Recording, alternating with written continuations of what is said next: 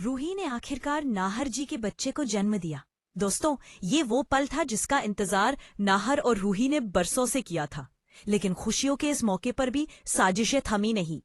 दादी और सोनी आंटी अचानक वहां पहुंच गई। उनका मकसद साफ था, नाहर और रूही को अपने साथ वापस घर ले जाना। लेकिन इस बार हालात बिल्कुल अलग थे। अब नाहर और रूही पहले से कहीं ज्यादा मजबूत हो चुके थे। उन्होंने गरीबी, दम, सबके पास समझ ली, समाज के ताने और परिवार की चालों का सामना किया था और हर बार एक दूसरे का हाथ थामकर जीत हासिल की थी। डॉक्टरों ने तो कह दिया था कि रूही कभी मां नहीं बन पाएगी। दादी ने ताने दिए, सोनी आंटी ने उसे अशुभ तक कह डाला। लेकिन रूही का भरोसा कभी नहीं टूटा। वह हमेशा कहती थी, मेरे खाटू श्याम बाबा मेरी झोली खाली नहीं छोड़ेंगे। और सच में उसकी आस्था ने जीत हासिल की। नाहर जी भी हर कदम पर उसके साथ डटे रहे। अब जब रूही मां बनने वाली है, तभी दादी और सोनी आंटी का चेहरा बदल गया। उन्होंने रूही के दरवाजे पर आकर मीठे शब्दों में माफी मांगी।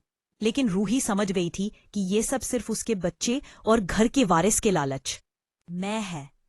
उसके बाद नाहर जी घर लौटते हैं और दादी आंटी को देखकर गुस्से से पट पड़ते हैं। वह साफ कह देते हैं, हमारे लिए रिश्ते प्यार और भरोसे से बनते हैं, लालच और चाल से नहीं। जब रूही को मां बनने से रोका गया था, तब माफी क्यों नहीं मांगी? जब उसे घर से निकाला गया था, तब इंसानियत क्यों नहीं दिखाई? अब जब वह मां बनने वाली है, तो वारिस के लालच में हमें वापस बुलाना चाहती हो। लेकिन सुन लो, मैं और रूही उस घर में कभी नहीं लौटेंगे। रूही गर्व से अपने पति की ओर देखती है और कहती है, नाहर जी आपने बिल्कुल सही किया। अब हमारी जिंदगी में सिर्फ खुशियां और सच्चाई ही रहेंगी। लेकिन दोस्तों, कहानी यही खत्म नहीं होती। दादी और सोनी आंटी हार मानने वालों में से नहीं थी।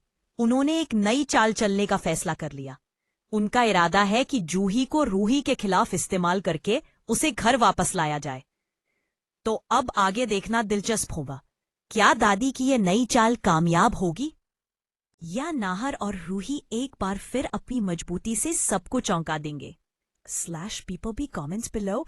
आपको नाहर और रूही की जोड़ी कैसी लगती है, हमें कमेंट में जरूर बताएं। और अगर आप भी रूही का साथ देते हैं तो लिखिए, आई लव रूही।